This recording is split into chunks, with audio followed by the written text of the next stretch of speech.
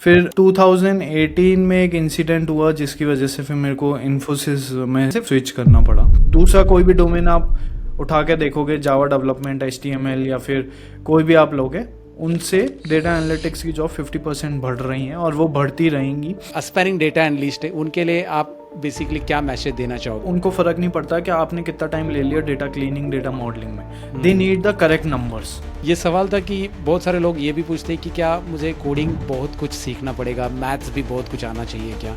तो as a data analyst बनने के लिए क्या बहुत हार्ड लेवल की कोडिंग सीखनी पड़ेगी क्या? डेटा की कोई भी फील्ड में जाना है तो SQL इज़ अ मस्ट। तो अब सब लोग डेटा एनालिस्ट फील्ड में जा रहे हैं, तो आप हमें बताइए कि यार इसमें फ्रेशर को क्या एवरेज सैलरी मिल सकती है और साथ में कौन कौन से टूल्स उनको सीखना पड़ेगा तब जाके उस सैलरी के लिए वो कैपेबल हो सकता है। नमस्कार दोस्तों, पॉडकास्ट शुरू करने के पहले गेस्ट इंट्रोडक्शन जरूरी है। वैसे आज के गेस्ट का इंट्रोडक्शन मैं देने जाऊंगा तो 10 मिनट भी कम पड़ेगी, क्योंकि 10 सालों से डेटा एनालिस्ट फील्ड पे ये जॉब कर रहे हैं। इन्होंने इंफोसिस में जॉब की, इन्होंने TCS में जॉब की है, इन्होंने LTI में जॉब की है और ये आज LTI माइंडट्री में data analyst team lead position पे जॉब कर रहे हैं। भाई 10 सालों का एक्सपीरियंस है इनके पास डेटा एनालिस्ट फील्ड का। तो अगर आप एक एस्पायरिंग डेटा एनालिस्ट है और आप जानना चाहते हैं कि यार पावर BI में हमें क्या सीखना चाहिए, SQL में हमें क्या सीखना चाहिए, हमारा रिज्यूमे किस तरह से होना चाहिए, कंप्लीट रोड मैप आप जानना चाहते हो, तो इस पॉडकास्ट को एंड तक देखिए। ये सारी इंफॉर्मेशन इस पॉडकास्ट में आपको मिलने वाली है। साथ ही में बहुत सारे आपके मिथ्स होते हैं डेटा एनालिस्ट टॉपिक से रिलेटेड, जैसे यार डेटा एनालिस्ट को कोडिंग सीखनी पड़ेगी नहीं पड़ेगी, डेटा एनालिस्ट और डेटा साइंटिस्ट क्या एक ही होता है क्या? ये सारे सवालों के जवाब भी भाई हमारे गेस्ट देने वाले हैं। साथ ही में इंटरेस्टिंग बात बताना चाहूँगा, ये डेटा एनालिस्ट तो है ही है, लेकिन अपना नॉलेज YouTube के जरिए लोगों के साथ कंट्रीब्यूट भी कर रहे हैं। जी हाँ, मैं बात कर रहा हूँ data analyst and content creator Rajat Jain ji के बारे में। तो हमारे आज के गेस्ट है रजत जी। रजत जी, मैं वेलकम करना चाहूँगा आपको। शुरू करते हैं आज का ये पॉडकास्ट। Let's begin.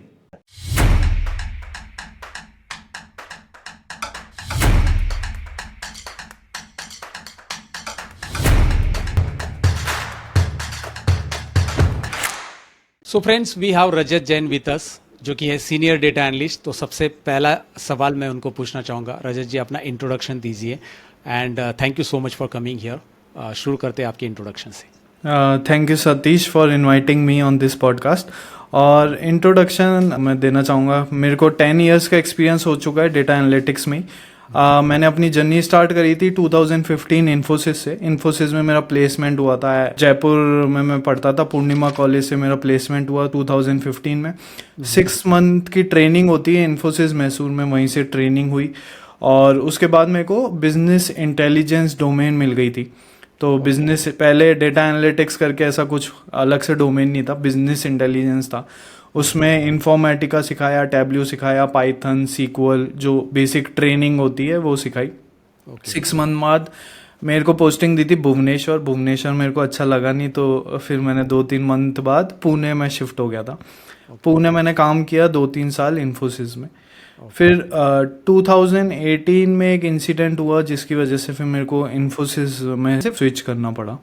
तो बेसिकली मेरे फादर की डेथ हो गई थी और सैलरी बहुत ही ज़्यादा कम थी इन्फोसिस में। जैसा आपको पता है कि 2.75 LPA से चालू किया था उस टाइम पे, और वही सैलरी थी लगभग आप मान लो कि 3,25,000 हो पाती है जब तक आप ट्रेनिंग कर लेते हो 1 आध साल, 1.5 साल में। उतनी सैलरी हुई थी 2018 में। 3.25 का पैकेज था।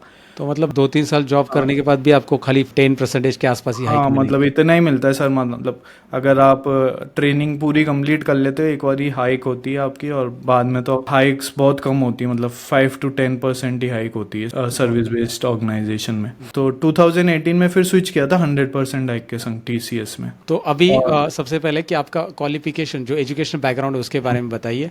और आपने जब अभी आप डायरेक्टली बिजनेस इंटेलिजेंस आपको पोस्ट मिली, तो आपको क्या क्या दिक्कतें झेलनी पड़ी? क्योंकि आप बैकग्राउंड अलग था, आपका एजुकेशन अलग था, फिर आप अलग से स्विच हो रहे थे इस डोमेन में, तो उसके बारे में हमें। हाँ, एक्चुअली कोडिंग में तो मेरे को ज़्यादा इंटरेस्ट नहीं था, मतलब कि शुरू से ही ज़्यादा इंटरेस्ट कॉलेज में भी लिया नहीं। कंप्यूटर साइंस बैकग्राउंड ही था, बट कोडिंग में मेरे को कभी इंटरेस्ट नहीं आता। और लकीली मेरे को बिजनेस इंटेलिजेंस डोमेन मिल गई जिसमें ज़्यादा कोडिंग नहीं थी। और 2018 में जैसे बिजनेस इंटेलिजेंस से फिर डेटा एनालिटिक्स हो गया था 2018 तक, क्योंकि मेरे को प्रोजेक्ट मिल गया था माइक्रोसॉफ्ट का ही। और फिर माइक्रोसॉफ्ट में ही मैंने पावर बीआई लर्न करना चालू कर दिया था 2016 से। 2016 में माइक्रोसॉफ्ट का प्रोजेक्ट मिला इन्फोसिस में, और वही माइक्रोसॉफ्ट का क्लाइंट मिला मेरे को टीसीएस में भी, सेम ही अकाउंट मिला, मतलब माइक्रोसॉफ्ट का डिफरेंट प्रोजेक्ट। 20 में मैंने वापस स्विच किया, T systems German based organisation में मैंने स्विच करा। 4.5 साल वहाँ काम किया, टीम लीडर का एक्सपीरियंस गेन करा, कैसे प्रोजेक्ट संभाला जाता है, कैसे डॉक्यूमेंटेशन होता है, कैसे क्लाइंट से बात होती है, वो सब मैंने टी सिस्टम में बेसिकली सीखा। क्योंकि जर्मन बेस्ड क्लाइंट थे तो वहाँ पे बहुत ज़्यादा ग्रोथ हुई, सीखने को बहुत मिला। डेटा एनालिटिक्स में ही पावर बीआई में बहुत ज़्यादा गेन करा एक्सपीरियंस, डैक्स कैसे लिखे जाते हैं, जैसे एम कोड वगैरह को ज़्यादा सीखने को वहीं मिला मेरे को। तो मतलब पावर बीआई तो आपने तभी स्टार्ट किया था जब पावर बीआई मार्केट में लॉन्च हो गया था, राइट? हाँ, पावर बीआई मतलब मैं लकी रहा कि जैसे माइक्रोसॉफ्ट अकाउंट मिल गया, और माइक्रोसॉफ्ट ने उसी टाइम 2015-16 में लॉन्चिंग फेज में था और वो अपने प्रोडक्ट्स ट्राई करवा रहा था। तो हम सारी रिपोर्टिंग ही माइक्रोसॉफ्ट पावर बीआई में ही चालू करी थी उनकी, और एसक्यूएल से डेटा आता था। उस टाइम पे एसएसएएस भी काफ़ी अच्छा चलता था, एसएसएएस, एसएसआरएस से फिर माइग्रेट हो रही थी रिपोर्ट सारी पावर बीआई में। तो ये सब सीखने को वहीं मिल गया था। लेकिन जब आपने बीटेक कंप्लीट किया और उसके बाद इतनी कम पैकेज वाली जॉब मिली एज अ बीआई रोल पे, तो आपको ऐसा लग रहा था कि यार मैं स्विच कर लूँ कोई प्रोग्रामिंग या कोई और डोमेन में जाओ, सॉफ्टवेयर डेवलपमेंट वगैरह में? ऐसा कुछ लगा था आपको कि एक्चुअली सर उस टाइम पे इतना अवेयरनेस नहीं होती थी मेरे को लगता है, मतलब कि किसका कितना पैकेज है, क्योंकि इन्फोसिस वाले तो सबको पैकेज सेम देते हैं। जावा डेवलपर को भी they will hire on 2.75, BI developer को भी they will hire from the college eight 2.75। तो वहाँ उस टाइम तो इतना कुछ लगता नहीं था, बट जैसे जैसे समझ आई, जैसे जैसे यूट्यूब पे भी देखना चालू करा, पता पड़ा कि पैकेजेस इतने होते हैं, तब जाकर फिर स्विच करना चालू करा। और बट मेरे को इंटरेस्ट ज़्यादातर इसमें ही था, डेटा में, डेटा एनालिटिक्स में, क्योंकि कोडिंग ज़्यादा मेरे को पसंद नहीं थी। तो कभी मैंने सोचा भी नहीं कि कोड करके मैं ज़्यादा पैकेज ले लूँ, कभी मैंने ऐसा सोचा नहीं। बट हाँ, मतलब मेरे को इंटरेस्ट काफ़ी डेवलप हो गया था इन्फोसिस और टीसीएस में पावर बीआई और माइक्रोसॉफ्ट टूल्स के लिए। ओके, मैं अभी लिंक्डइन प्रोफाइल आपका देख रहा था, तो भी आपके अपने काफ़ी कंपनी स्विच की है, और मैं देख रहा हूँ काफ़ी टीसीएस हो गया या फिर बड़ी बड़ी कंपनीज़ के साथ आपने काम किया है। तो उसके बारे में बताइए कि भाई यार क्या पैकेज वहाँ पे आपको मिला था, कैसा वर्क कल्चर आपको इन कंपनीज़ में देखने मिला? क्योंकि बहुत सारी ऑडियंस ऐसी है कि इन कंपनीज़ उनका ड्रीम जॉब है उनका वहाँ पे करना। तो इसके बारे में हमें बताइए कि कैसा वर्क एक्सपीरियंस वगैरह रहा आपका? Basically these are service based companies, तो इनके क्लाइंट्स होते हैं फॉरेन में and we need to support them. So ऐसा करके कल्चर रहता है, बट कल्चर इनका एमएनसी टाइप ही है, मतलब कि ऐसा आपको कभी लगेगा नहीं कि इंडियन क्लाइंट्स के लिए आप काम कर रहे हैं, या फिर वैसा एनवायरनमेंट आपको मिलता नहीं है। तो काफ़ी डेवलपिंग कल्चर होता है, आपको कम्युनिकेशन काफ़ी करना पड़ता है फॉरेन क्लाइंट्स के संग, तो आपका कम्युनिकेशन काफ़ी इम्प्रूव होता है। तो इन्फोसिस से मैंने चालू करा था जब मेरा 2.75 जैसे मैंने पैकेज बताया आपको, फिर टीसीएस में गया तो उस टाइम तक 6 लाख का पैकेज हो गया था, तो 100 मोर देन 100% हाइक मिल गया था? हाँ करेक्ट, करीब 100% हाइक मिला। That is your first switch जहाँ पे 100% हाइक मिल गया आपको? हाँ, मतलब टीसीएस फर्स्ट स्विच था। टीसीएस में 2020 तक काम किया, फिर 2020 में टी सिस्टम में स्विच किया, तो उस टाइम भी मेरे को मोर देन 100% हाइक मिला था। ओके। हाँ, और फिर 4.6 ईयर्स मैंने जर्मन क्लाइंट्स के संग काम किया। तो जर्मन क्लाइंट के संग भी काफ़ी कुछ सीखना मिला, क्योंकि उनका जो कम्युनिकेशन स्टाइल होता है वो काफ़ी डिफरेंट होता है यूएस क्लाइंट्स, तो उनकी थोड़ी इंग्लिश एसेंट अलग होता है, तो वो समझने में, कम्युनिकेट करने में काफ़ी मज़ा आने लग गया। उसके बाद मैंने 4.5 साल बाद स्विच करा, क्योंकि फिर मेरे को लगा कि कंफर्ट जोन आने लग गया है, तो अब ये कंफर्ट जोन को तोड़ना ज़रूरी है। फिर मैंने अभी 2024 में LTIMindtree में स्विच किया है, उसमें भी मेरे को 125% हाइक मिला।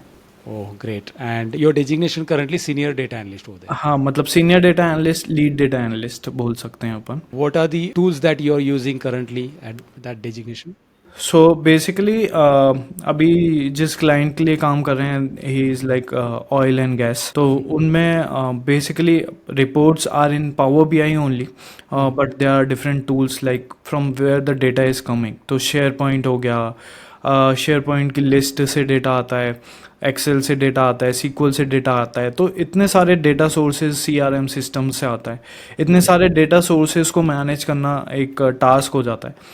और पावर बीआई में भी अभी माइक्रोसॉफ्ट फैब्रिक आ गया है, फैब्रिक के ऊपर से डेटा फ्लोज से डेटा फ्लो होता है, तो ये सारे टूल्स बेसिक अभी यही टूल्स यूज़ हो रहे हैं। सो ऑलमोस्ट 10 साल का एक्सपीरियंस हो गया आपका भाई, पहले बीआई डेवलपर, फिर अभी डेटा एनालिस्ट में सीनियर डेटा एनालिस्ट और जॉब रोल पे आप। तो अब बेसिकली हम बात करते हैं स्पेशली इस डोमेन में आप उस टाइम पे आए जिस टाइम पे जिसको अवेयरनेस ही नहीं था। अभी तो बहुत अवेयरनेस स्प्रेड आउट हो चुका है और हर कोई डेटा एनालिस्ट डोमेन में जाना चाहता है क्योंकि लेस कोडिंग है, सबको पता है। और मुझे लगता है जो कंप्यूटर साइंस कर रहा है वो बेसिकली उसमें से मेरे अंदाज से 60 to 70% ऐसे स्टूडेंट होते हैं जिनको कोडिंग में इंटरेस्ट नहीं होता है लेकिन करियर उसमें है इसलिए वो जा रहे हैं।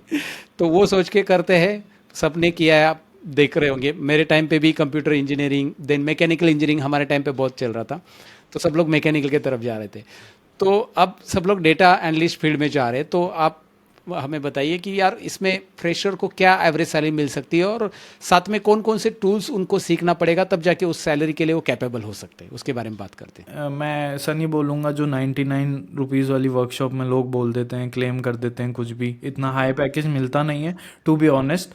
बिकॉज बेसिकली जो ये इंडस्ट्री है ना सर, ये सर्विस बेस्ड ज़्यादा हायर करती है, जैसे Infosys, TCS, LTI, Mindtree, Wipro, Accenture, ये सारी सर्विस बेस्ड कंपनी है जो प्रोवाइड करती है फॉरेन क्लाइंट्स को सर्विसेज। तो उनको भी अपना प्रॉफिट रखना पड़ता है टू बी ऑनेस्ट, क्योंकि ऐसे ही उनका भी बिजनेस चल रहा है। बट अगर आपको मैं एक नंबर देना चाहूँ तो 5 to 10 LPA के बीच में मिल जाएगा। अगर आपने SQL, आपको बेसिक से एडवांस आना चाहिए। पहली बात तो SQL के बिना कुछ भी काम नहीं होगा, SQL तो सीखना ही सीखना है। अगर डेटा एनालिस्ट बनना है, डेटा इंजीनियर बनना है, डेटा साइंटिस्ट बनना है, डेटा की कोई भी फील्ड में जाना है तो SQL is a must. Second मैं बोलूँगा आप विजुअलाइजेशन का कुछ सीख लो। विजुअलाइजेशन में पावर BI या टैबल्यू, इन दोनों में से आप सीख सकते हैं। पावर BI बेसिकली एक माइक्रोसॉफ्ट इकोसिस्टम प्रोवाइड कर देता है आपको, तो सारे टूल्स, अगर आप माइक्रोसॉफ्ट सीक्वल सर्वर सीख लिया तो माइक्रोसॉफ्ट का ही पावर BI सीख लो। तो सीक्वल से चालू करो, बेसिक एडवांस, पावर BI। अगर ये दोनों कंप्लीट हो गए तो आपके जॉब लगने के चांसेस बहुत ज़्यादा हाई हैं अभी, क्योंकि सारी रिपोर्ट्स माइग्रेट हो रही हैं क्लिक व्यू से पावर BI में, टैबल्यू से पावर BI में, डिफरेंट टूल से पावर BI में। तो डिमांड बहुत ज़्यादा है पावर BI की और माइक्रोसॉफ्ट टूल्स की, रेदर देन आप कोई दूसरे टूल में जाओगे उससे। बट बिगिनर्स को तो मुझे लगता है डेटा के अंडरस्टैंडिंग के लिए एक्सेल से शुरुआत करनी चाहिए। हाँ, एक्सेल तो बेसिक हो गया सर, मतलब एक्सेल तो कॉलेज में भी थोड़ा बहुत पढ़ा दिया जाता है हमको। सेल्स क्या होते हैं, रोज क्या होते हैं, कॉलम्स क्या होते हैं, वी लुकअप क्या होता है, ये सारे बेसिक्स तो आपको पता होने चाहिए। पिवट टेबल कैसे बनती है, एनालिसिस चार्ट कैसे बनता है, ये तो बेसिक है। मतलब यहाँ से ही चालू करोगे आप, एक्सेल से शुरुआत करके सीक्वल, फिर सीक्वल के बाद एक विजुअलाइजेशन टूल पावर BI, और उसके बाद टाइम बच रहा है तो you can go in Python for data cleaning अगर जाना है, या फिर क्लाउड की तरफ जाना है तो वो आपका फिर आगे के लिए हो गया। सो गॉट इट, मतलब स्पेशली हमें इन टूल्स पे फोकस करना है अगर आपको डेटा एनालिस्ट जॉब रोल के लिए मतलब इंटरव्यू क्रैक करना है तो। अब बात करते हैं, बहुत सारे लोग रिज्यूमे बिल्डिंग में उनको बहुत प्रॉब्लम आता है, तो रिज्यूमे बिल्डिंग के टिप्स हमारे साथ शेयर करें। और साथ ही में आप ये भी बताइए कि यार बहुत सारे लोग अप्लाई तो करते हैं लेकिन ढंग से अप्लाई करना नहीं जानते, क्योंकि जब वैकेंसीज आती है तो वहाँ पे बहुत सारे लोग अप्लाई करने वाले उनके साथ भी रहते हैं। सो आपके अकॉर्डिंग किस तरह से रिज्यूमे होना चाहिए और अप्लाई करते समय क्या क्या चीज़ों का ध्यान रखना चाहिए? सर बेसिकली रिज्यूम आजकल है ना, जैसे आप एक रिक्रूटर हो, आप क्या करोगे, अपनी नौकरी पे अपनी पोस्ट डालोगे कि मेरी ये जॉब है, मेरे को इसके लिए चाहिए, JD आप डाल दोगे, ठीक है। अब एज अ रिक्रूटर आप सोचो कि आपके पास 24 घंटे के अंदर 5000 एप्लीकेशन आ गई, तो आप मैन्युअली तो उनको देखोगे नहीं। नहीं, बराबर नहीं। तो मैन्युअली नहीं देखोगे तो क्या सिस्टम लगा दिया इन्हें, लगा दिया ATS system. ATS tracker, yes. हाँ, ATS ट्रैकर क्या करेगा, जॉब डिस्क्रिप्शन से आपका रिज्यूम कितना % मैच हो रहा है। अगर आपका रिज्यूम मैच हो रहा है 60%, रिजेक्टेड। अगर आपकी लोकेशन मैच नहीं हो रही है, रिजेक्टेड। अगर मान लो कि आपका रिज्यूम हो रहा है 80% मैच, तो वो आगे वाली स्क्रीनिंग राउंड में जाएगा। एचआर शायद उसको मैन्युअली देखेगा, उसके बाद भी 2-3 फिल्टर और लगाएगा, लोकेशन के, सैलरी के और डेजिग्नेशन के, उसका बजट कितना है, आपने कितना बजट डाला है नौकरी पे। तो ये सारे फिल्टर लगा के अगर आपका आगे जा रहा है तो ही आपके रिज्यूम सिलेक्शन होने के चांसेस हैं। मैंने अपने चैनल पे एक पॉडकास्ट लिया था एचआर के संग, तो उनने मेरे को जब नौकरी का वो पोर्टल खोलकर दिखाया तो उनके पास तो बहुत सारे फिल्टर्स होते हैं, मतलब वो हर लेवल पे आपको फिल्टर आउट कर देते हैं। तो because they need a proper candidate, भाई हाँ क्वालिफाइड कैंडिडेट आ जाए, बाकी हाँ इंटरव्यू लेने के लिए उनके पास उतना टाइम नहीं है। मतलब उनके पास स्क्रीनिंग का भी टाइम नहीं है मैन्युअली। 5,000 10,000 एप्लीकेशन आ रही हैं एक पोजीशन के लिए, और वो एप्लीकेशन इसलिए आ रही है ना क्योंकि आप बिना देखे अप्लाई कर रहे हैं। आपको खाली उसमें पावर बीआई दिख गया, आपने नीचे देखा ही नहीं कि उनको पाइथन भी चाहिए था, उनको माइक्रोसॉफ्ट फैब्रिक भी चाहिए था, उनको पावर एप्स भी चाहिए था, पावर प्लेटफॉर्म भी चाहिए था। आपने क्या करा, पावर बीआई दिखते ही आपने उस पर अप्लाई कर दिया। तो वो कर भी हम ही लोग रहे हैं ना, तो उनको भी एक फ़िल्टर क्राइटेरिया रखना बहुत बहुत ज़रूरी है, जब भी वो लोग उस टाइम पीरियड में वो पोजीशन फुलफ़िल कर पाएंगे। तो एटीएस फ्रेंडली रिज्यूम बनाएं, जॉब डिस्क्रिप्शन के अकॉर्डिंग बना सकते हैं तो वेल एंड गुड है। अगर मान लो कि कोई ऐसी जॉब है जिस पे आपको जाना ही है, जैसे डिलॉयट की जॉब निकली, आपको पता है कि मेरे को बिग फोर में जाना है, तो फिर जेडी के हिसाब से आप रिज्यूम बनाओ, ये मैं बोलता हूँ। ठीक है। सेकेंड थिंग, आपने बोला कि कोई ट्रिक्स एंड टिप्स दे दो, तो जब भी आप मतलब मैं बोलूँगा नौकरी अगर आप बार बार अपडेट कर सकते हैं, जैसे 2-3 बार दिन में आप अपडेट कर सकते हैं अगर नौकरी को, तो वो कर दीजिए।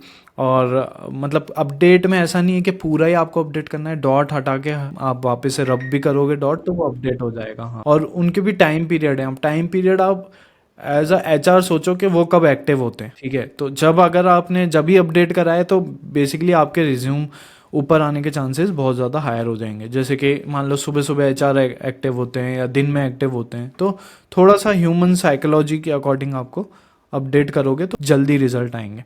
और जेडी के अकॉर्डिंग अगर अपना रिज्यूम बनाओगे तो ज़्यादा जल्दी रिजल्ट आएंगे। Thank you so much for this. Now specially हम अभी आपका एक्सपीरियंस काफ़ी लंबा चौड़ा है पावर बीआई के साथ, तो पावर बीआई के अंदर थोड़ा सा अंदर डीप ड्रिल डाउन करते, ड्रिल डाउन हमारा जो मेथड रहता है पावर बीआई में। सो पावर बीआई के अंदर क्या क्या कंटेंट स्पेशली सीखना चाहिए अगर हम डेटा एनालिस्ट जॉब रोल के अप्लाई कर रहे हैं तो? So basically sir, power BI भी ऐसा नहीं है कि आपने एक बार सीख लिया और ख़त्म हो गया।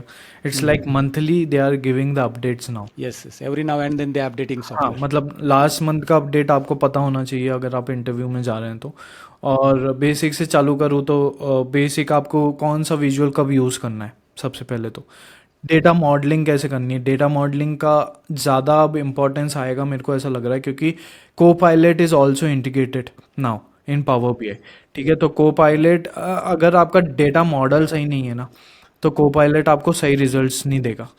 तो डेटा मॉडलिंग पे ज़्यादातर ध्यान देना चाहिए। 60-70% जो आपका टाइम जाना चाहिए data cleaning and data modelling पे जाना चाहिए। अगर आपका मॉडल सही हो गया, आपकी डेटा क्लीनिंग सही हो गई पावर क्वेरी में, तो पावर क्वेरी सीख लो, पावर क्वेरी में डेटा क्लीनिंग कैसे करते हैं। उसके बाद आप डेटा मॉडल बनाना सीखो, वन टू मैनी क्या होता है, मैनी टू मैनी कैसे होता है, मैनी टू मैनी आ गया तो उसको रिजॉल्व कैसे करा जाता है, क्योंकि फिर एम्बिग्विटी आ जाती है फिल्टर्स में। तो अगर आपने ये बेसिक बेसिक चीज़ें सीख ली, और फिर अगर मान लो कि आपने विजुअल बनाया, वो विजुअल कैसे इंटरेक्ट कर रहा है दूसरे विजुअल्स से, रिपोर्टिंग के थोड़े से आप बेसिक सीखो कि यूआई यूएक्स को हम कैसे बेटर कर सकते हैं। आजकल ऐसा नहीं हुआ है कि खाली आप रिपोर्ट बना के दे दोगे स्टेक होल्डर्स को तो वो मान जाएंगे। दे नीड द नंबर्स, मतलब उनको खाली नंबर्स देखने हैं, और वो भी ऐसे देखने हैं कि खाली उन्हीं नंबर्स पे ध्यान जाए जो इंपॉर्टेंट नंबर्स हैं। सारे नंबर्स नहीं देखने, सारे नंबर्स के लिए फिर आप ड्रिल डाउन और ये सारी फंक्शनैलिटी, बुक मार्क्स हो गए, ये सब आप अप्लाई करो अपनी रिपोर्ट्स पे। मीन्स ग्रैन्युलरिटी का कंसेप्ट आपको क्लियर होना चाहिए। हाँ, मतलब डेटा आपका कितना ग्रैनुलर है, और डेट फंक्शंस मैं बोलता हूँ, डैक्स डैक्स में आपको टाइम इंटेलिजेंस फंक्शंस सारे पता होने चाहिए, क्योंकि टाइम इंटेलिजेंस ही basically financial report, HR reporting, marketing reporting, जो भी कोई रिपोर्ट आप बनाओगे आपको डेट से खेलना ही पड़ेगा। तो आपको डेट के functions, time intelligence, DAX functions clear होने चाहिए। So data and time intelligence function DAX में क्लियर होना चाहिए दोस्तों। पावर क्वेरी तो डेटा क्लीनिंग के लिए आना ही चाहिए।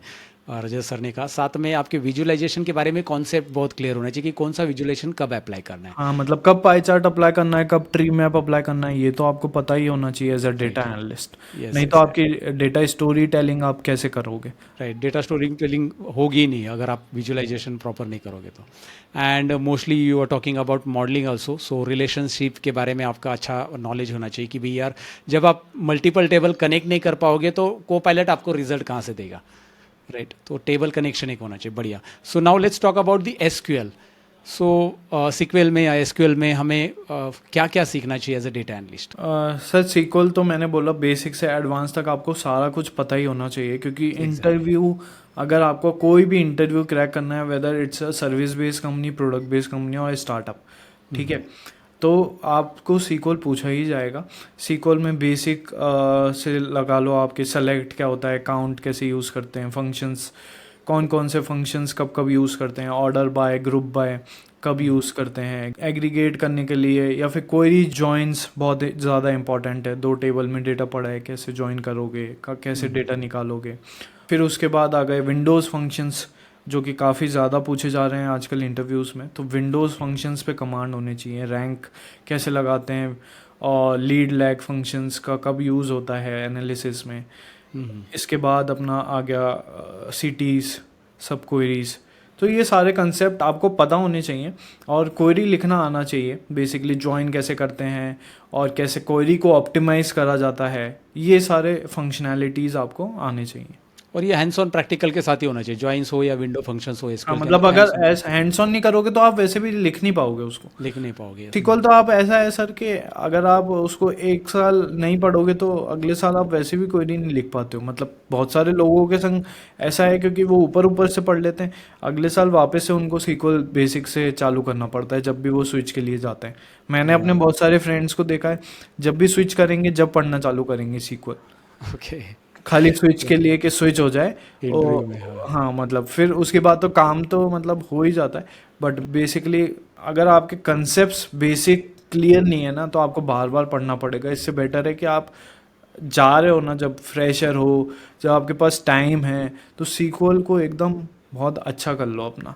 लीड कोड की प्रॉब्लम सॉल्व कर लो, हैकर रैंक प्लेटफॉर्म आ गया है।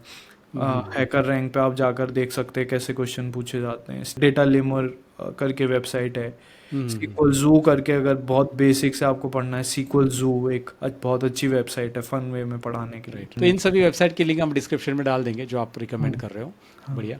सो स्विच की बात कर रहे थे हम, तो स्विच आपने जब स्विच किया था तो आपके लिए कौन से चैलेंजेस थे जब आप इंटरव्यू दे रहे थे, तो आपको किस तरह के सवाल आए थे इंटरव्यू में, उसके बारे में बात करते हैं। सर अभी तो लास्ट ईयर स्विच करा था, तो वैसे 9 ईयर्स का एक्सपीरियंस हो चुका था जब तक। तो बेसिकली 9 ईयर्स में तो फिर सारी चीज़ें आ जाती है, जैसे RLS कैसे लगाया, सिक्योरिटी कैसे लगाई, कंप्लायंस कैसे आप मेंटेन करते हो अपनी पावर BI रिपोर्ट्स में।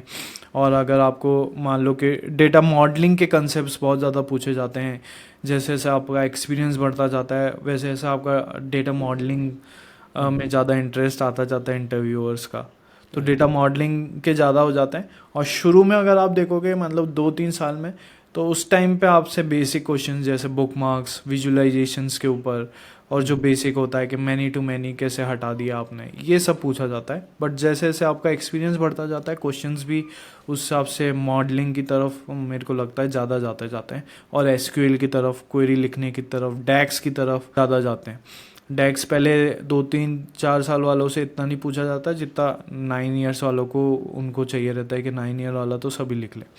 तो एम कोड हो गया, एम कोड में कैसे आप चेंजेस कर सकते हो, जाके आपका कोड इजीली अपन एडवांस एडिटर के थ्रू उसको एडिट कर पाए रिपोर्ट्स को। सो मतलब पावर क्वेरी का इंटरफेस के साथ एम कोडिंग का नॉलेज भी आपको साथ में चाहिए उसमें। हाँ, मतलब 8 ईयर्स प्लस है, तो फिर उसके बाद फ्रेशर्स हो तो फिर जैसे मैंने बता दिया, डेटा विजुअलाइजेशन, पावर क्वेरी के थोड़े कॉन्सेप्ट्स वो पूछे जाते हैं। ज़्यादा डैक्स भी नहीं पूछा जाता फ्रेशर्स हो तो। राइट। तो मुझे लगता है रजत जी, आप जो अभी मैंने इसके पहले भी बहुत सारे पॉडकास्ट लिए डेटा एनालिस्ट के, लेकिन इतना लंबा चौड़ा एक्सपीरियंस किसका नहीं था डेटा एनालिस्ट फील्ड में, क्योंकि हम बात करेंगे डेटा एनालिस्ट फील्ड नई नई आ चुकी है, तो सब लोगों को 3-4-5 साल के पास आसपास का एक्सपीरियंस है जिनका मैंने पॉडकास्ट लिया, लेकिन आपका एक्सपीरियंस बहुत लंबा है, तो ये सवाल मैं आपको पूछना चाहूँगा कि यार पोटेंशियल ग्रोथ के बारे में हमें बताइए। मतलब आपको आपने जब पहले BI एनालिस्ट किया था तो उस टाइम पे तो आपको पता नहीं था BI के टाइम पे, लेकिन अब आपको क्या लग रहा है कि यार पोटेंशियल ग्रोथ बहुत ज़्यादा और year on year experience basis पे आपकी सैलरी और भी बढ़ने वाली है, ऐसा आपको लगता है इस डोमेन में? सैलरी का तो बेसिकली मैं अपने स्टूडेंट्स को भी बोलता हूँ, डिपेंड्स ऑन योर स्किल्स। मतलब कि आप जैसे जैसे स्किल्स डेवलप करते जाओगे आपकी सैलरी ग्रोथ होती जाएगी। अगर मान लो आपने खाली स्किल के बेसिक्स ही पढ़े हैं और फिर आप चाह रहे हो कि सैलरी भी ग्रो हो जाए, मतलब बहुत सारे स्टूडेंट्स ऐसे हैं जो सैलरी ग्रोथ चाहते हैं बट हार्ड वर्क करना नहीं चाहते। तो मैं बोलूँगा कि आपकी सैलरी उतनी ही ग्रो होती है जितना आप हार्ड वर्क करते हो। मैंने काफ़ी हार्ड वर्क करा है, मतलब आज भी आप ले लोगे तो 10-12 घंटे काम हो ही जा रहा है। कंटेंट बनाना भी, यूट्यूब का वीडियो भी, ऑफिस का काम भी, ऑफिस के प्रोजेक्ट्स भी, उसके बाद फैमिली भी। तो ये सारा अगर आप देखोगे तो हार्ड वर्क तो हमेशा रहेगा इस फील्ड में, क्योंकि बहुत तेज़ी से अब ये चीज़ें अपडेट हो रही हैं। पहले जब 2 साल में सॉफ्टवेयर अपडेट होता था, आजकल हर महीने अपडेट हो रहा है। तो जैसे आपको अपस्किल करना पड़ेगा, हर महीने आपको कुछ ना कुछ पढ़ना पड़ेगा। और इसके लिए एक गोल्डन रूल मैं देना चाहूँगा कि आप सो मत जब तक आप 1 घंटा खुद के ऊपर अपस्किल मत कर लो रोज। मतलब अपस्किल तो बेसिक हो गया है, मतलब अगर आपको इस फील्ड में रहना है तो। डेटा एनालिटिक ग्रोथ बहुत अच्छी है, 50% आप जॉब्स में भी देखोगे तो मैंने एक डेटा निकाला था जिसमें 50% ईयर ऑन ईयर जॉब्स बढ़ रही हैं डेटा एनालिटिक्स की। दूसरा कोई भी डोमेन आप उठा के देखोगे, जावा डेवलपमेंट, HTML या फिर कोई भी आप लोगे, उनसे डेटा एनालिटिक्स की जॉब 50% बढ़ रही हैं और वो बढ़ती रहेंगी। AI आ जाए तो भी बढ़ेगा। AI का बस ये हो जाएगा रोल इंटीग्रेट हो जाएगा डेटा के संग, तो आपको इंसाइट्स निकालने में काफ़ी हेल्पफुल रहेगा। बट काम जो बिजनेस स्टेक होल्डर्स हैं वो आपसे काम भी फिर उस स्पीड से चाह रहे हैं अब। पहले जो रिपोर्ट हम लोग डिलीवर करते थे 15 डेज में, आजकल वो रिपोर्ट होने लग गई है 4 to 5 डेज में डिलीवर। क्योंकि वो एक्सपेक्ट कर रहे हैं कि ये आ रहा है तो आप काम जल्दी क्यों नहीं कर रहे हो, उसकी वजह से ऑटोमेशन क्यों नहीं लगा रहे हो? करेक्ट, ऑटोमेशन होना चाहिए, आपको AI की हेल्प लेना आना चाहिए, इंटीग्रेट कैसे कर सकते हैं डे टू डे रिपोर्टिंग में, KPIs कैसे निकाल सकते हैं, बेटर कैसे कर सकते हैं चीज़ों को, उस वे में आपको थिंक करना आना चाहिए। इवन हम लोग भी एक्सपेक्ट करते हैं, जैसे मैं मेरे ग्राफिक डिजाइनर एक्सपेक्ट करता हूँ कि यार इतना टाइम क्यों लग रहा है, अभी तो आपको बहुत कुछ चीज़ें रेडीमेड मिल रही है ऐसे। तो मैंने उनको AI टूल भी परचेस करके दिया है इमेज जनरेशन के लिए। तो हमारे एक्सपेक्टेशन से हम समझ सकते हैं कि भी यार काम फास्ट होना चाहिए, हमें लगता है, मतलब जो भी काम करवाने वाला बंदा है वो। प्रोडक्टिविटी बढ़नी चाहिए, AI टूल्स आ गए हैं तो उस हिसाब से आपकी लर्निंग भी होनी चाहिए ना। वो मंत्र याद रखना चाहिए, मतलब आपको नींद ही नहीं आनी चाहिए आपको अगर आप 1 घंटा आप स्किल नहीं करते हो। कॉन्फिडेंस भी बढ़ता है सर स्किल्स के संग। तो आप में भी अगर ले लो तो आप में भी ये कॉन्फिडेंस नहीं होगा जब आपने चालू किया होगा। आपने धीरे धीरे स्किल्स डेवलप करी, बोलने की, पढ़ाने की और काम करने की, तब आपको वो कॉन्फिडेंस आता है ना, तो वो स्किल से ही आता है कॉन्फिडेंस। तो अभी मुझे बताइए कि what is the hardest part, what do you think, कि क्या हार्डेस्ट पार्ट है जिसके ऊपर मतलब ज़्यादा फोकस हमें करना चाहिए? लाइक SQL में हो गया या पावर BI में हो गया या फिर स्टोरी टेलिंग में हो गया या कम्युनिकेशन में हो गया, कि भाई यार जब क्लाइंट को कोई चीज़ आप एक्सप्लेन करो, क्योंकि आपके पास बहुत सारा एक्सपीरियंस है, तो आपको कौन सा ऐसा डिफिकल्ट पार्ट लगा कि जो आपको बहुत टाइम लगा अप स्किल करने में या उसे ये करने के अपने अंदर लेने में? सर द चैलेंजिंग पार्ट है इसके, जो बिजनेस स्टेक होल्डर होते हैं ना, they don't know the back and. मतलब उनको फर्क नहीं पड़ता कि आपने कितना टाइम ले लिया डेटा क्लीनिंग, डेटा मॉडलिंग में। They need the correct numbers. Okay, और अगर आपका एक करेक्ट नंबर नहीं आ रहा है या आपने कोई डेक्स फार्मूला पीछे करेक्ट नहीं लिखा है ना, तो वो खुद के लिए भी समझना और उनको समझाना कि इसमें इतना टाइम क्यों लग गया है इसको सही करने में। उनको खाली एक विजुअलाइजेशन दिखता है। उनको मान लो दिख रहा है 71K मेरा लास्ट मंथ का रेवेन्यू था, ठीक है, बट उनको पूरा वो नहीं दिख रहा पीछे का बैक एंड के हमने डेटा मॉडलिंग कैसे करा है। या फिर आप उनको समझा भी नहीं सकते हो क्योंकि they are not technical person, और वो बिजनेस एक्सपेक्ट भी नहीं करता कि हमको तुम डेटा मॉडल समझाओ। अगर आपको किसी ने काम दे दिया तो आप डेटा मॉडल बनाकर, तो चैलेंजिंग पार्ट मेरे को यही लगता है, बिजनेस को समझाना, अपने थॉट्स रखना कि आपको इस चीज़ में इतना टाइम क्यों लग रहा है। बेसिकली टाइमलाइंस देने में एक चैलेंजिंग पार्ट है कि ये रिपोर्ट आप कब डिलीवर करेंगे। तो ये एक चैलेंजिंग पार्ट है एज अ टीम लीडर, मैं बोलूँगा अभी एक्सपीरियंस के हिसाब से। बाकी पहले ऐसा लगता था कि फ्रेशर्स होते हैं, जब तक 2-3 साल का एक्सपीरियंस होता है, जब तक खाली अपने टीम लीडर को ही समझाना पड़ता है अपने को। तो आप अपनी लैंग्वेज में समझा सकते हैं, आप पास बैठ के समझा सकते हैं, बट जैसे ही आप थोड़े हायर लेवल पे जाएंगे तो आपकी कम्युनिकेशन बहुत अच्छी होनी चाहिए। डेटा स्टोरी टेलिंग की तरफ काफ़ी ध्यान होना चाहिए कि ये नंबर क्यों आ रहा है, इसके पीछे क्या रीज़न है बेसिकली। तो ये वाला ध्यान थॉट मतलब एज अ डेटा एनालिस्ट जाना चाहिए आपका कि ये वाला नंबर क्यों आया है इस महीने, राइट। और ये आया है तो सही है क्या, टेस्टिंग सही हुई है क्या इस रिपोर्ट की। बहुत सारे लोग तो टेस्टिंग भी मिस कर देते हैं और कुछ भी डेवलप करके भेज देते हैं। तो वो टेस्टिंग भी होनी चाहिए कि सीक्वल से अगर डेटाबेस आ रहा है तो सीक्वल में जो नंबर मैच था वो यहाँ पर मैच हो भी रहा है विजुअल में कि नहीं हो रहा है, तो वो सीक्वल में भी क्वेरी चलानी पड़ेगी आपको। उतने रोज इंपोर्ट हुए कि नहीं हुए वो भी हाँ देखना जरूरी है। हाँ, मतलब सीक्वल में भी कुछ एग्रीगेट करके आपको देखना पड़ेगा कि ये नंबर 71 के मेरा सीक्वल में आ रहा है कि नहीं आ रहा है। तो वो क्वेरी आपको लिखना सीक्वल में भी आना चाहिए, जो आप यहाँ पर विजुअलाइजेशन में दिखा रहे हो। जब भी आप टेस्ट कर पाओगे दोनों सोर्स और अपने रिपोर्ट को। यस, एक फेमस कोट है जो कि without data you are just another person with an opinion and there is no value for the opinion, कि बिना डेटा के आप कुछ बोल नहीं सकते, राइट। सो डेमिंग एडवर्ड्स जो डेटा साइंटिस्ट है उनका ये कोट है। तो बढ़िया Rajat ji, thank you so much, ये आपने बहुत जानकारी हमें दी। अब एंड की तरफ बढ़ते हैं, और जो एस्पायरिंग डेटा एनालिस्ट है उनके लिए आप बेसिकली क्या मैसेज देना चाहोगे? बिकॉज हर कोई आए दिन एक रोड मैप का वीडियो देखता है यूट्यूब के ऊपर एंड इंस्पायर हो जाता है और फिर स्टार्ट कर देता है जर्नी। कोई 99 रुपीज़ का वेबिनार देख लेता है, 3 घंटे में 42 लाख की सैलरी का प्रॉमिस मिलता है उनको तो 42 लाख की सैलरी के चक्कर में आते हैं। और हमारे यूट्यूब मैंने देखा है बहुत सारे, आपके भी यूट्यूब पे कमेंट आते होंगे कि हमें डेटा एनालिस्ट 1 मंथ में बनना है, 15 डेज में बनना है। तो ऐसे लोगों के लिए एक फाइनल मैसेज आप दे दो कि भाई एग्जैक्टली आपको डेटा एनालिस्ट बनना है, तो आपने जो 10 साल की जर्नी में सीखा है उसके बारे में आप हमें बताइए, ताकि उनको क्लैरिटी आए कि भाई इसमें हमें इतना सारा करना पड़ेगा, तब जाके इतने दिन के बाद हम एक रोड मैप के बारे में हमें बताइए स्ट्रक्चर। तो बेसिकली सिस्टम ये होना चाहिए सर कि 6 मंथ का तो टारगेट होना चाहिए। कोई भी 30 दिन में या 60 डेज में डेटा एनालिस्ट नहीं बन पाएगा, और अगर बनेगा भी तो टूटा फूटा, मतलब बोलते हैं ना अपन, टूटा फूटा इंजीनियर, टूटा फूटा बन गया। ठीक है, कहीं का कहीं कुछ करेगा और फिर वहाँ प्रोडक्शन में गलती होगी, फिर निकाला जाएगा। तो इससे बेटर है कि अपने आप को एक 6 मंथ का टाइम लाइन दीजिए। 6 मंथ में आप पहले एक्सेल से चालू करिए बेसिक, फिर sequel basic and advance both, फिर पावर बी आई में आपको पावर क्वेरी, डेटा मॉडलिंग पे ज़्यादा ध्यान देके विजुअलाइजेशन, और पूरा पावर बी आई आना चाहिए, फिर उसमें कुछ भी नहीं, डैक्स भी आना चाहिए लिखना। और उस 6 मंथ में फिर ट्राई करना चाहिए कि आप 4 से 5 अच्छे प्रोजेक्ट बना लें जो कि आप अपने रिज्यूम में लिख सकें या गेटअप की प्रोफाइल डाल सकें as a aspiring data analyst. और उसके बाद अगर टाइम बच रहा है तो फिर पाइथन और या फिर क्लाउड की तरफ जा सकते हैं, या फिर अपने आप को एआई डेटा एनालिस्ट की तरफ ले जा सकते हैं। जैसे एआई को कैसे आप इंटीग्रेट कर सकते हैं, इन सारे टूल्स में अब एआई आ चुका है। तो पावर बीआई में जैसे को पायलट आ गया, तो आप कैसे यूज़ करोगे, को पायलट के यूज़ केसेस क्या क्या हो सकते हैं।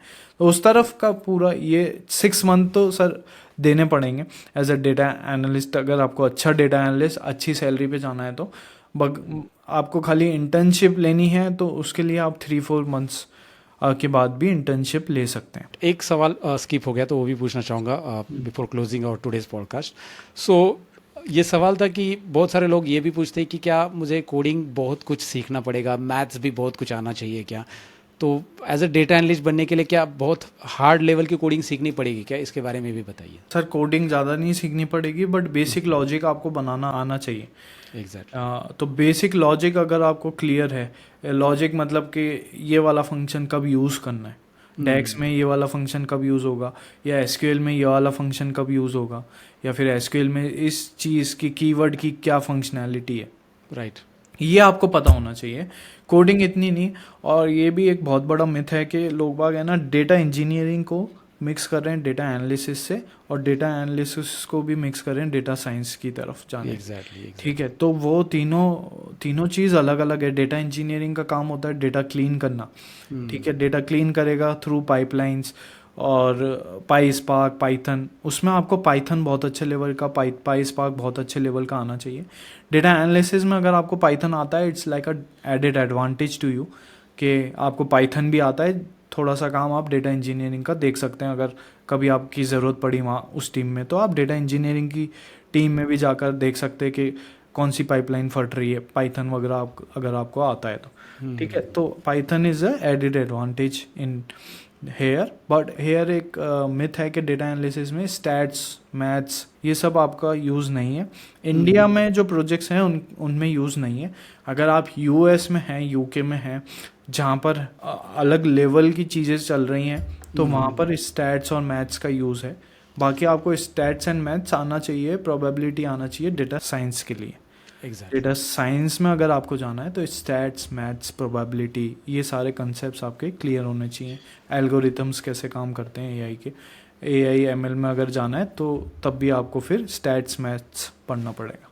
बहुत बढ़िया, thank you so much. And आपने बहुत कुछ इन्फॉर्मेशन दी, काफ़ी लंबा चौड़ा पॉडकास्ट। मुझे लगता है ये जो भी पॉडकास्ट इसे पूरा देखेंगे तो उनको एक क्लैरिटी आएगी कि एग्जैक्टली डेटा एनालिस्ट फील्ड के लिए क्या क्या सीखना चाहिए बेसिकली, और अगर आपका रिज्यूमे बनाना है या नौकरी पे अपने आप को अपडेट रखना है तो कैसे रखना है, ये सारी इन्फॉर्मेशन आपने यहाँ पे बता दी। So thank you so much Rajat ji जुड़ने के लिए, इतनी वैल्यूएबल इन्फॉर्मेशन देने के लिए। और मैं आपको बताना चाहूँगा यार, रजत जी दिन भर जॉब करके आए, फिर मैं उनको परेशान कर रहा हूँ अभी पॉडकास्ट के लिए उनको मैंने कॉल किया कि रजत जी आज ही शूट कर लेते, तो ही इज़ रेडी। तो भैया यार इस वीडियो को लाइक ज़रूर कीजिए। अभी currently he is working at LNT Mindtree में, एंड उसके बाद आपके लिए ये इन्फॉर्मेशन लेके आए मेरे रिक्वेस्ट पे, तो एक लाइक ज़रूर कीजिए, कमेंट कीजिए। और साथ ही में इनका चैनल का लिंक, इनका यूट्यूब पे ये भी कंटेंट क्रिएट करते हैं, तो उनके चैनल के लिंक एंड लिंक्डइन की लिंक मैं डिस्क्रिप्शन में दे रहा हूँ, आप उनको वहाँ पे भी फॉलो कर सकते हैं। Thank you so much Rajat. Thank you Satish ji, thank you for inviting me. मैं बोलूँगा कि इस वीडियो से काफ़ी क्लैरिटी मिल जाएगी जो भी मार्केट में मिथ चल रहे हैं या फियर बेस्ड जो लर्निंग कर रहे हैं ना, कि डेटा एनालिस्ट मार्केट क्रैश्ड, और ये फियर का तो कुछ काम ही नहीं है, क्योंकि मार्केट बहुत अच्छा है। अगर आप पढ़ेंगे अच्छे से, स्किल्स डेवलप करेंगे, डेटा एनालिसिस में होने के चांसेस बहुत ज़्यादा हैं, क्योंकि जॉब्स बहुत ज़्यादा हैं मार्केट में। तो यही बोलूँगा, लास्ट मैसेज यही रहेगा कि अच्छे से पढ़ें, स्किल्स पे काम करें, फियर बेस्ड लर्निंग मत करें। मैं हमेशा अपने स्टूडेंट्स को भी बोलता हूँ कि डरो मत, अगर डरेंगे तो वही होता है जो नहीं होना है। तो इससे बढ़िया है कि अपना वाइब्रेशन को हायर रखें और अच्छे से अपनी स्किल्स पे दिन पर दिन बेटर होते जाएं, तो आपका कहीं ना कहीं तो अच्छा हो ही जाएगा। एग्जैक्टली। बहुत सारे यूट्यूब टाइटल वही होते हैं ना आजकल, data analyst job crashing and all. I don't know वो कहाँ से इंफॉर्मेशन निकाल लेते हैं वो लोग, बस वीडियो पे व्यू आने के लिए क्या क्या थंबनेल रखेंगे लोग, थंबनेल पे डालते हैं और अंदर कुछ बताते हैं, अंदर कुछ अलग निकलता है। Yes yes exactly. अब सर एक साल एक्सपीरियंस वाले बनाएंगे यूट्यूब वीडियो, मतलब जिनको 6 महीने का एक्सपीरियंस है, तो वो तो कुछ भी बोलेंगे ना, मतलब उनको तो व्यूज चाहिए ना, अभी वो भी फ्रेशर ही है एक तरीके से। इंफॉर्मेशन का ओवरवेलमिंग हो रहा है और इसकी वजह से लोग डाइवर्ट हो रहे हैं चीज़ों के लिए। करेक्ट।